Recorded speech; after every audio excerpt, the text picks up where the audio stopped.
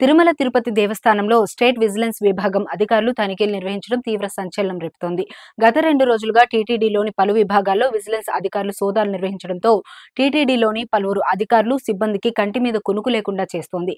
గత ప్రభుత్వ హయాంలో టీటీడీ చైర్మన్గా ఉన్న వైవి సుబ్బారెడ్డి, కరుణాకర్ రెడ్డి నేతృత్వంలోని పాలక మండళ్లు ఇంజనీరింగ్ పనులకు సంబంధించి వేల కోట్ల రూపాయల నిధులను కేటాయించడంతో ఇంజనీరింగ్ పనుల్లో భారీగా అవినీతి జరిగినట్లు ఆరోపణలు వెల్లువెత్తడంతో పాటు శ్రీవారి దర్శనం టికెట్ల కేటాయింపు, శ్రీవాణి ట్రస్ట్ లో అక్రమాలపై పలువురు ఫిర్యాదు చేయడంతో విజిలెన్స్ విభాగం అధికారులు టీటీడీలోని పలు విభాగాల్లో తనిఖీలు నిర్వహించి పలువురు అధికారులను విచారించినట్లు సమాచారం.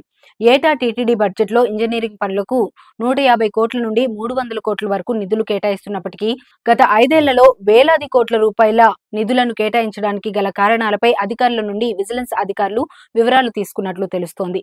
మరోవైపు శ్రీవారి దర్శనం టికెట్లకు సంబంధించిన డేటా కూడా గల్లంతైనట్లు సమాచారం అందడంతో టీటీడీ డేటా సెంటర్ ని విజిలెన్స్ అధికారులు ఆధీనంలోకి తీసుకుంటున్నట్టు తెలుస్తోంది.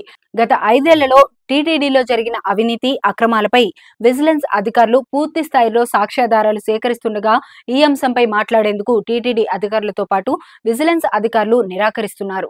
పూర్తి స్థాయి తనిఖీల అనంతరం విజిలెన్స్ అధికారులు స్పందించే అవకాశం కనిపిస్తుండగా పలువురు భక్తుల నుండి వచ్చిన ఫిర్యాదు మేరకు సిఐడి అధికారులు టీటీడీలో తనిఖీలు నిర్వహించే అవకాశం ఉంది.